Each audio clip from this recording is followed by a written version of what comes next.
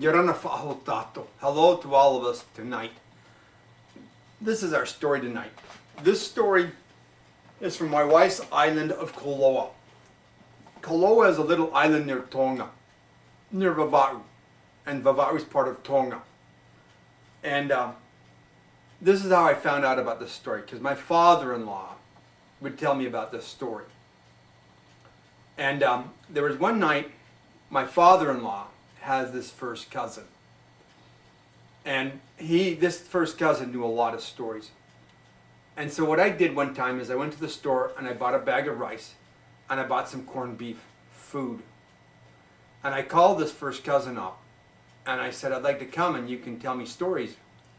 And he agreed. And the rice and the corned beef was payment. I was going to him to get something which I considered to be sacred. Stories, history from his island. And rather than paying him with like money, which is like Palangi money, white man's money, it's kind of like disrespectful. I was paying him with food. And I was imitating a custom from the Marquesas where in the old days they would hire a storytelling expert who would come and they would pay him with food. And in those customs, what they would do is when the storyteller would come, he'd tell the story, and the students would recite the story back to the storytelling expert. And so the back and forth, the expert telling the story, the students reciting the story back, that's how the students would learn the story. And so when this guy, I'd ask him questions, tell me about this story. And he would tell me the story. And after he told me the story, I would recite the story back to him. You mean then that? And then I would go on with it, and I'd tell him the story. And he would go, yes, that's what happened. And so after several hours, I had 5 or 6 or 7 stories from this island of Koloa. And I walked out of his house, and I remembered the stories because he told me the story, I recited it back to him. And that's how all learning is. You go to school, the teacher teaches you algebra, mathematics, or history. You do homework. And in a way, you are repeating back. Through your homework, you're repeating back the sacred knowledge and learning that you've received. So this is the story. There were 3 Mauis. And the reason I'm telling the story is, a couple of weeks ago, I told a story about Maui Matavaru from the island of Mangareva. And this story kind of connects into it. And it connects into another story that I'm going to tell from Mangareva about 2 brothers named Miru and Moa. But this is a story about the Mauis from Koloa. There were 3 Mauis. Maui Motua, who is the grandfather, Maui Atalanga, who was the father, and Maui Kisikisi, who was the son. Maui Motua lived in Pulotu. Pulotu is this land under the land. And when you die, you go to Pulotu. When you're born, your spirits come from...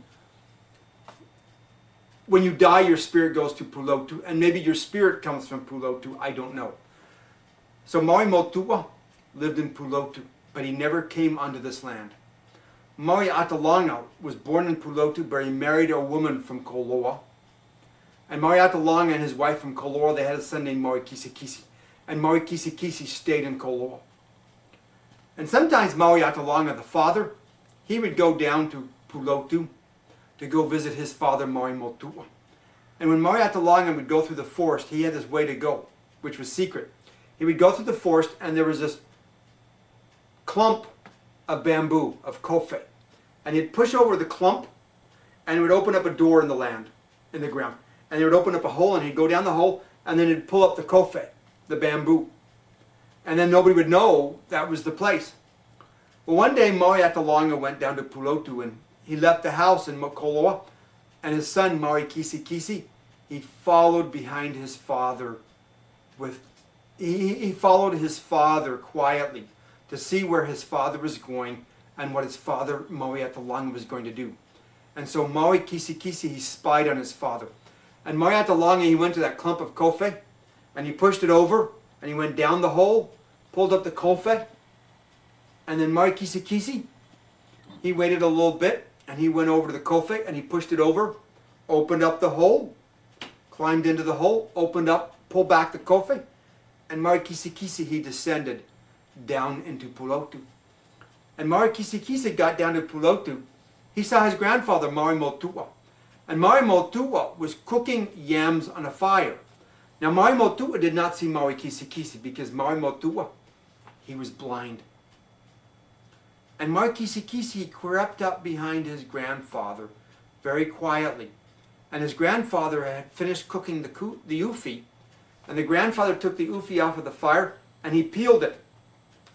And Maui Kisikisi had never seen fire before, because in those days they had no fire on the land and they ate their food, it was raw.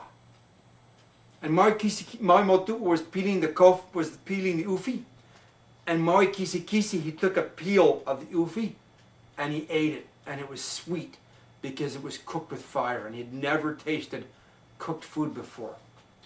And so Maui Kisikisi, he stole the yam. And Maui Motu'ua, he was peeling 2 yams and he could only find one because Maui Kisikisi had taken the other yam. And then Maui Kisikisi, he climbed up in a tree and he reached out and he picked a fruit from the tree and he took a bite of the fruit. And he threw the fruit down to his grandfather Maui Motu'ua. And Maui Motu'ua, he caught the fruit and he felt the fruit and there was a bite in the fruit. And he could tell that was a bite like the biting of Maui Kisikisi.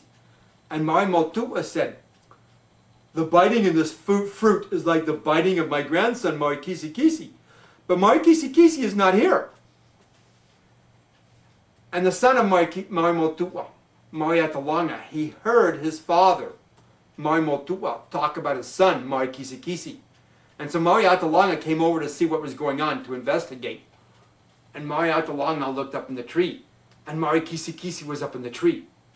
So Maui Atalanga told Maui Kisikisi to come down from the tree. And so the father, Maui Atalanga, told Maui Kisikisi, he told them that they would go and they would weed in the plantation, in the garden.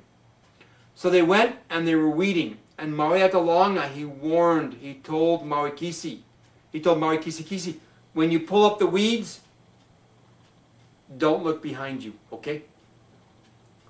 So Maui Kisikisi, he's pulling up the weeds, but he made a mistake. He looked behind him. And for that reason, when you go and you pull up the weeds will grow back again. Because Maui Kisikisi looked behind him when he was in Pulotu.